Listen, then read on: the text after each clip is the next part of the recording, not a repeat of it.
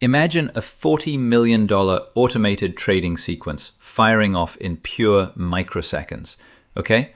State changes are cascading across servers at absolute machine speed, and on paper, in the pristine regulatory filings, there is a certified human operator staring right at the screen, put there specifically to keep the system safe. The famous human safety valve. Right, the human in the loop. But here is the brutal reality of what actually happens when that algorithm goes sideways.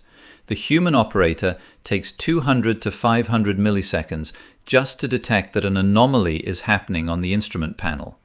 Then it takes another 1,000 to 3,000 milliseconds to retrieve context, reading error logs, trying to figure out why it is failing.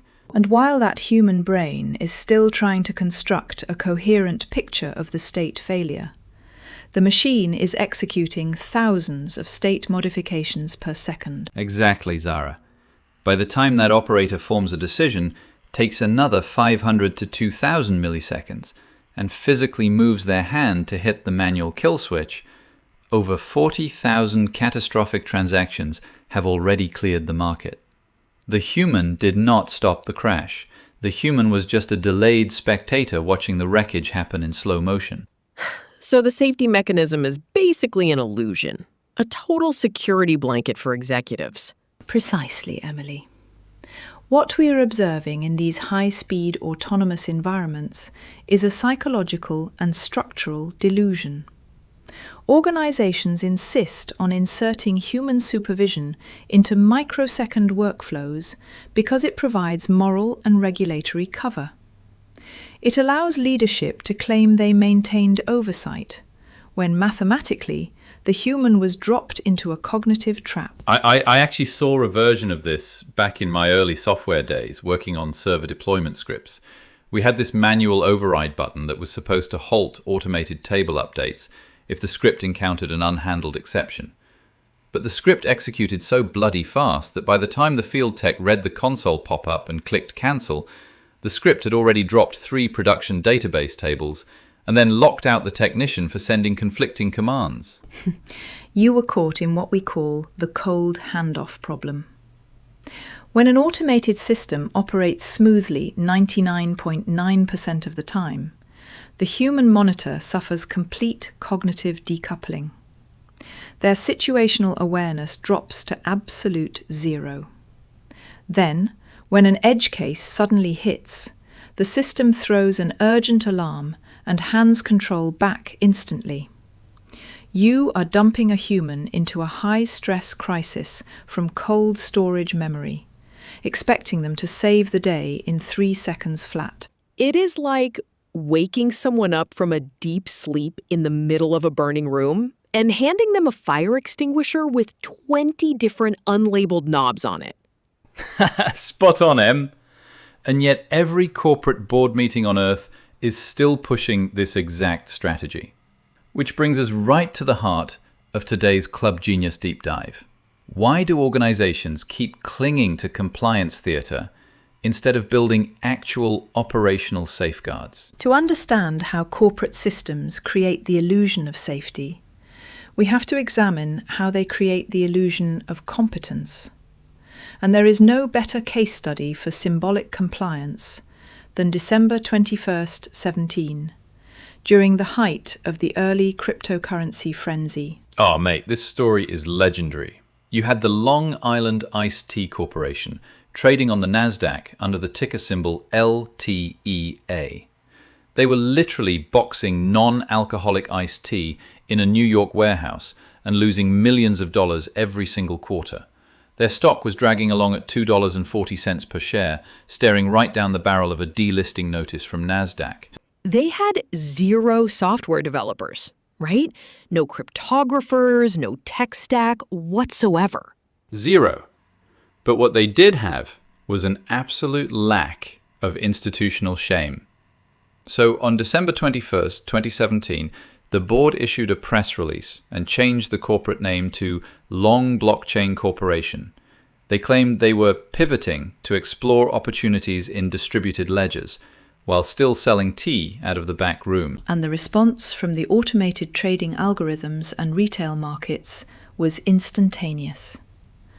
Without seeing a single line of code or a single verified hardware deployment, Wall Street bidding systems saw the keyword update and the stock price skyrocketed up to 380% in pre-market trading overnight, driving the enterprise valuation past $67 million.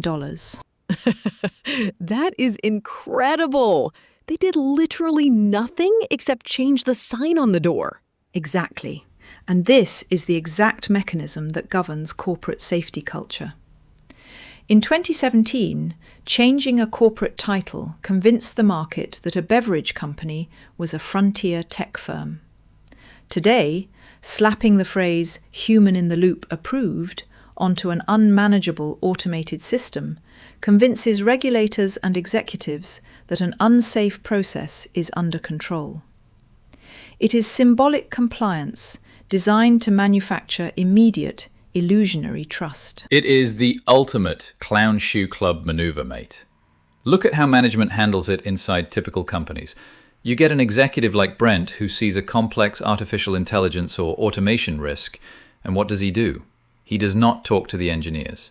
He creates a 3-inch thick compliance binder and sets up a 12-stage review committee to supervise the automated tools. And then Sebastian from IT walks into the room, takes one look at the 12-stage review committee, and asks the room if anyone here actually knows how to read JSON error logs or system telemetry outputs. And of course, nobody on the committee can read the raw telemetry.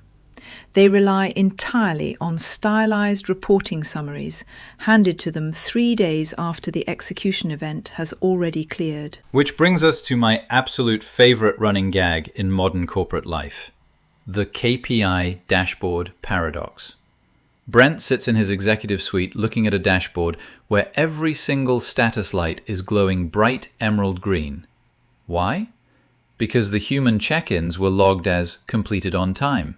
So, according to the management system, Oversight is 99% effective. Meanwhile, behind the scenes, the autonomous workflow has encountered an unhandled edge case and is actively dropping live customer accounts into a black hole. The building is literally on fire. Smoke is billowing under the door, but the slide deck says operational efficiency is up 12% because middle management completed all their scheduled sync meetings. What you are describing is a classic cognitive phenomenon known as automation bias, paired with diffusion of responsibility. When individuals are embedded within a vast bureaucratic hierarchy, they default to trusting automated outputs because questioning the machine requires significant cognitive effort and political risk. If middle manager Karen sees an anomalous telemetry trend, but her procedure manual says the algorithm is self-correcting, she will naturally suppress her own suspicion. She is not going to put her neck on the line to hit an emergency stop when process dictates she schedules a sync meeting first. Precisely. In fact, she is far more likely to schedule a 90-minute meeting about meetings to discuss whether an emergency review task force should be formed to evaluate the anomaly. Wait, Zara, let me push back a bit on that, because I don't think Karen or the middle managers are just blindly trusting the software out of laziness. I think they are trapped inside bad incentive structures.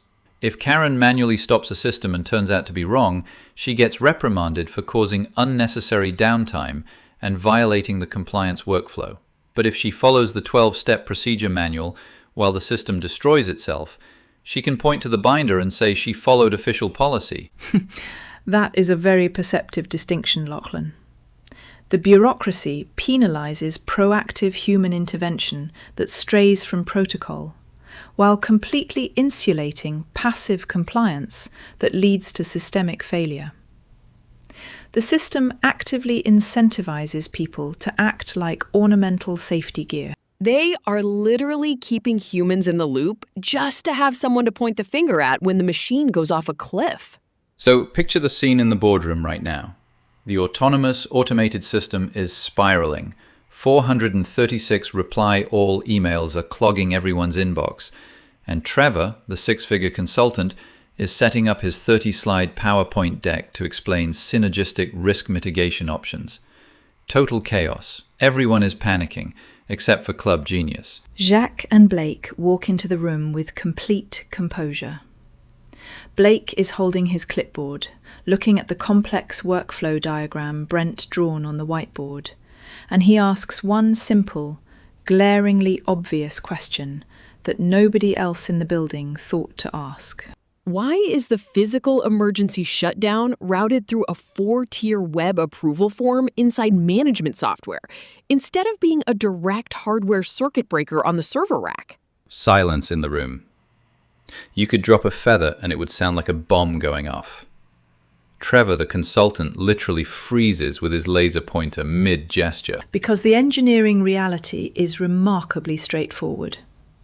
You cannot use a slow, probabilistic, multi-step human software approval path to govern a microsecond deterministic system.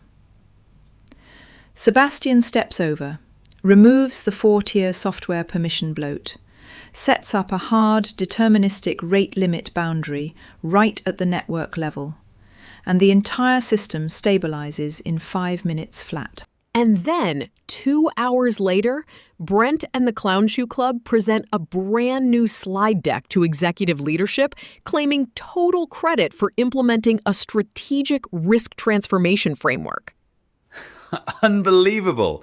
They put on their quarterly presentation and showcase how their visionary oversight committee saved the day. Which brings us directly to today's Club Genius lesson. If an autonomous process operates at microsecond speeds, do not attempt to force human procedural approvals inside the live execution loop. Humans cannot act as real-time safety switches for high-speed algorithms. Real safety comes from designing hard, deterministic boundary limits outside the machine, and questioning any safety protocol that exists purely for corporate compliance theatre. If everyone around you is adding layers of process complexity to manage automated tools, remove one step and ask if anyone actually tested the manual override. That is it for today, folks. Keep it simple, question the process, and we will catch you next time.